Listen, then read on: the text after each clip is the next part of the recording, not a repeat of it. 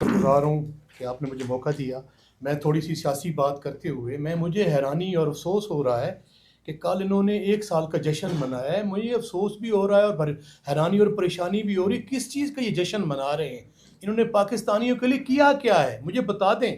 कि वो इलेक्शन जिसको पाकिस्तान तहरीक इंसाफ के आज़ाद मेंबरान को पाकिस्तान की अवाम ने सबसे ज़्यादा वोट दिया। मैं आपको बताता चलूँ कि इस वक्त 10 करोड़ वोटर हैं। 10 करोड़ वोटर्स में 6 करोड़ वोटर जो है वो कास्ट हुए, उनमें 3 करोड़ वोटर जो है वो पाकिस्तान तहरीक इंसाफ के आज़ाद मेंबरान को, जो निशान भी मर्जी के नहीं दिए गए, उनको मैंडेट मिला। फिर मैं उनसे पूछता हूँ कि जब आपको मैंडेट ही नहीं मिला, आप 17 सीटों वाले हैं, आपको अवाम ने मुंतखब ही नहीं किया, अवाम तो अवाम की एस्पिरेशन के मुताबिक काम ही नहीं कर रहे, तो पता नहीं किस बुनियाद पे आप यहाँ बैठे हैं। पता नहीं आपको शर्म भी आती है कि नहीं आती। फिर उसके बाद दूसरी जो बात है, आपने कहा था जी कि ये मुल्क पाकिस्तान जो 3 सतून पे खड़ा है, उसमें सबसे जो बड़ा सतून है वो मैं समझता हूँ कि जमहूरियत है। जमहूरियत में आपने देख लिया कि इंटरनेशनल लेवल पे जो कल परसों जो खबर शाये हो कि पाकिस्तान जो है कि वर्स्ट कंट्रीज में चला गया है जी। आपकी ह्यूमन राइट्स में जो इंटरनेशनल आपके बारे में रिपोर्ट आई है, आप उसमें वर्स्ट में चले गए हैं। आपकी इकोनॉमिक्स में जो है वो आप वर्स्ट में चले गए हैं। तो मैं आपके हालात ये हैं कि जो हम मेंबरान असम्बली हैं कि पाकिस्तान की तारीख में इतनी बड़ी काला किसी के मुंह पे नहीं मली गई। आपने मुंतखब अवामी नुमाइंदों को असम्बली के अंदर से भोंडे अंदाज में घसीट के गिरफ्तार कराया। आपके हालात ये हैं कि आपने अदलिया का गला घोंटा 26वीं आइनवी तरमीम के जरिए और एग्जीक्यूटिव ने अपने जजेस जो है वो भर दिए हैं। आपने पीका एक्ट लगा के जो आज़ादी इज़हार राय का गला घोंटा। आपने एक पुरअमन पाकिस्तानी शहरियों पे जिनके हाथ में कुछ भी नहीं था, और पुरअमन लोग एक पुरअमन एहतजाज के लिए आए थे, आपने उसको सरेआम गोलियां मारी और 16-14 बंदों को आपने शहीद कर दिया। मुझे अफसोस होता है, आप किस बुनियाद पे आप जो अपनी कारकर्दगी का शोशा मचा रहे हैं। मुझे अफसोस हो रहा है उन लोगों पे कि पता नहीं ये किस बुनियाद पे बात करते हैं। पिछले 40 साल से आप मुस्लिम लीग नून वाले बरसरे इक़्तिदार है। मैं पंजाब की बात कर रहा हूँ और पाकिस्तान की बात कर रहा हूँ। 80 के बाद जब से मरशला लगा, 77 के बाद, उसके बाद मुस्लिम लीग नून जो है 80% वहां मर्द उसका इक़्तिदार रहा है। मैं पूछता हूँ कि आम पाकिस्तानी सी रेडी वाला किसान, छापड़ी फरोश, एक नौजवान, उसका क्या मुस्तकबिल तब्दील हुआ है। मुझे ये भी साथ कहते अफसोस हो रहा है कि मैं खुश होता कि शायद ये कहते कि हमने पाकिस्तान के नौजवानों को इतनी नौकरियां दे दी हैं। मैं उनसे ये खुश होता कि वो ये कहते कि ये जिनके ये हालात, ये कहते कि पर इनकम कैपिटा जो है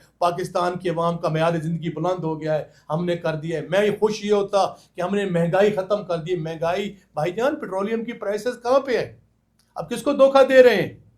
किससे आप ये झूठी जो आप बना के लाते हैं? आप मेरे साथ क्या जाएं, हम बैठे हैं, हमारे साथ बाजारों में जाएं, पेट्रोलियम की क्या प्राइसेस हैं। आप जाएं, ग्रोसरी की क्या कीमत है, चीनी की क्या कीमत है, फ्रूट्स की क्या कीमत है, आप गैस की क्या कीमत है। बिजली, लोग जो हैं वो बेचारे खुदकशियां करने में मजबूर हो गए हैं। Salaried class, lower middle class, वो तबाह बर्बाद हो गई है। और ये कह रहे हैं जी कि हमने एक साल में बड़ी खिदमात सर अंजाम दी हैं। वो खिदमात सर अंजाम दी हैं कि आपने पाकिस्तान की खुददारी को, पाकिस्तान की गैरत को और पाकिस्तान की सॉवरेंटी को एट स्टेक लगा के आपने प्लज के सिस्टम पे आप चला रहे हैं जी। तो ये बातें, दूसरा जो ज़राअत, जो ऑनरेबल जनरल सेक्रेटरी साहब ने कहा है कि ज़राअत का जो बेड़ा गर्क कर दिया है। पाकिस्तान की जो मोस्टली जो 60% पॉपुलेशन है वो देहात में रहती है। देहात में तो कोई हालात नहीं है जी कि वो आपकी जो 60% लोग हैं, आपने गंदम जो है उनसे परचेज नहीं की। वो गंदम जो है आपने कहां से परचेज की है? आपने बाहर से परचेज की है, जिसमें कीड़े मिले हुए थे। और पाकिस्तान का आपने बहुत कसीर सरमाया जो है वो जाया किया। वो हम किससे पूछें? उसका जवाब कौन देगा?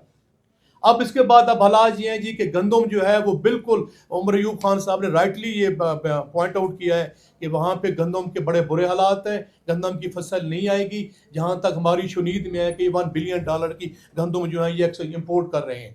और इसी तरह जो है वो बाकी जो सब्जियों की जो है वो कोई वहाँ पे नहीं हो रहा है। चना, जैसे जिस इलाके से मैं बिलोंग करता हूँ जी, वो थल का जो इलाका है, जो 80% जो पाकिस्तान की आर्मी को और पाकिस्तान को जो चना सप्लाई होता है, वहाँ चूँकि बारिशें नहीं हुई तो वहाँ बड़ी बुरी हालात है। अब गन्ने की मैं आपको मिसाल दूँ, 400 रुपये मन जो है काश्तकार बेचारा रुल जाता है।